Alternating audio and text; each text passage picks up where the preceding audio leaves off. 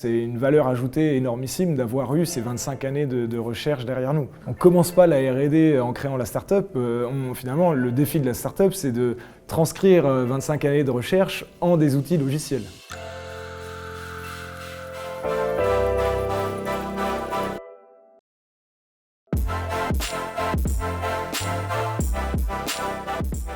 Oui et non. Non dans le sens où finalement on savait dans quoi on se lançait parce que les technologies qu'on industrialise aujourd'hui, on a pu les confronter à des vrais cas d'usage terrain à travers justement ce qu'on appelle la recherche appliquée, c'est-à-dire qu'on travaillait déjà avec des grands comptes, on savait qu'il y avait un besoin pour ces technologies. Par contre, on ne savait pas exactement où est-ce qu'on allait s'inscrire dans la chaîne de valeur et comment est-ce qu'on allait pouvoir apporter un complément à ce qui existe déjà sur le marché. Ça dépend du chercheur déjà.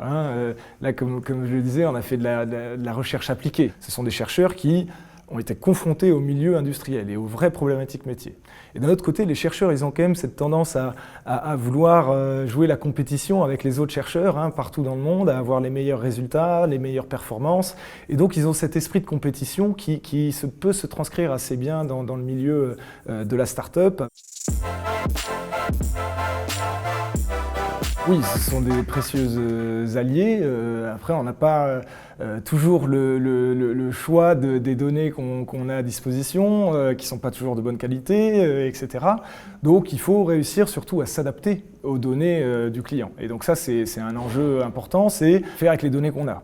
Et donc, nous, en particulier dans l'optimisation mathématique, contrairement à des approches d'intelligence artificielle, de machine learning, etc., on ne va pas mouliner une quantité astronomique de données pour en tirer des conclusions. On ne se base pas sur l'historique, on prend juste les données strictement nécessaires à un problème et on va produire en solution une décision. On n'a pas besoin d'une quantité énorme de données. En revanche, effectivement, la qualité des données est importante, mais on ne l'a pas toujours, donc on fait avec ce qu'on a et bien souvent on arrive quand même à faire des grosses améliorations par rapport à l'existant, même avec des données partielles ou incomplètes.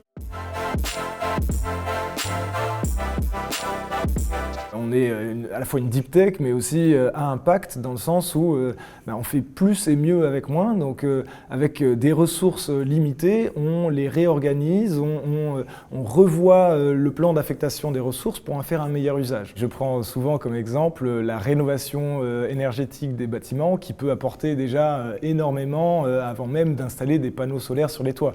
Et donc nous, on fait un petit peu la même chose avant même de passer par exemple aux véhicules électriques, etc. On a des marges d'amélioration qui sont déjà très importantes avec les ressources actuelles.